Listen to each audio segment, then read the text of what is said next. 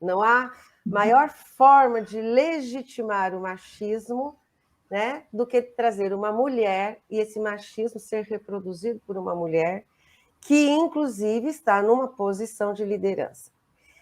Isso é muito triste, acho que foi Leninha que fez a pergunta das mulheres machistas, e assim, a Lídice já colocou, Zé Roberto perguntou, a gente já teve os pressupostos bíblicos. O machismo é estrutural na sociedade. Não existem só mulheres da igreja que reproduzem o machismo.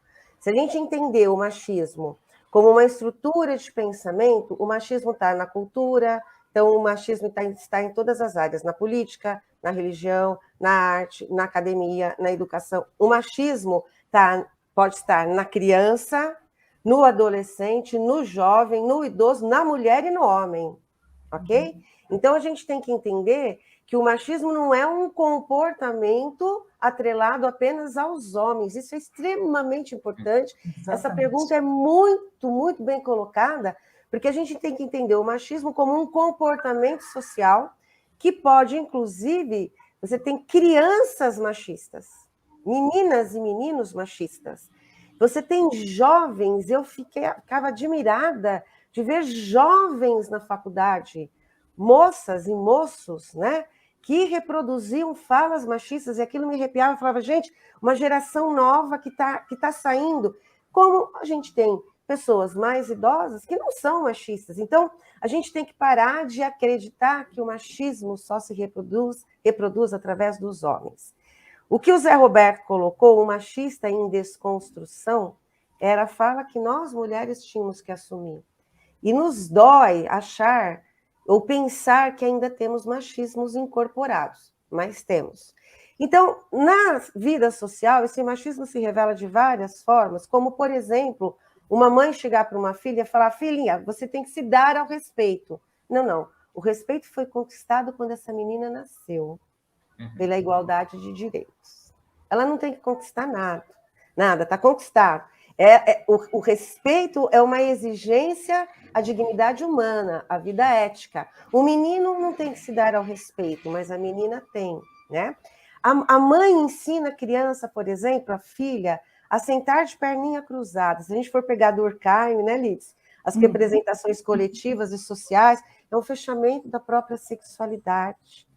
É uma corporeidade de fechamento, de respeito, de que eu sou intocada. Então, as mulheres, de muitas e muitas formas, vão criando e educando filhos e filhas nessa cosmovisão machista, né? Estamos falando mesmo de machismo, no sentido de que a mulher tem que se preservar, porque, de fato, ela foi feita para agradar a um homem. Nós, sem querer, reproduzimos isso nos nossos filhos e nossas filhas. Eu me incluo. Eu também sou uma machista em desconstrução, inclusive na criação dos filhos. Agora, na igreja, por que isso na igreja se revela ainda mais forte? Porque há o aparato da ignorância bíblica. Desculpa, eu não tenho outro termo para falar aqui.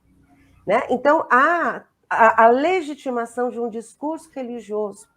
E aí entra nesse discurso outros fatores que secularmente a gente não ouve. Um deles, e o maior, é a questão da submissão. Aí entra a questão da fala da mulher na igreja, né? O lugar que a mulher tem que ocupar na igreja. E aí é muito tranquilo para a igreja manter o machismo. Por quê? Porque eu coloco uma líder de qualquer instituição, de qualquer ministério feminino, exatamente legitimando a fala de que o trabalho feminino é o trabalho auxiliar. Ele não existe por si, né? O trabalho masculino existe por si, mas o trabalho feminino é o trabalho auxiliar do trabalho masculino. Então, assim, nós já vimos aqui, partindo do pressuposto da essência, os trabalhos são complementares. Partindo do pressuposto da desigualdade entre homem e mulher, o trabalho feminino na igreja, a própria noção do trabalho feminino na igreja se reproduz pelo discurso da auxiliadora do Éden. E aí esse trabalho, ele na realidade é um trabalho que só pode se realizar com a legitimação do trabalho masculino. Então ele é auxiliar no sentido mais pejorativo do outro.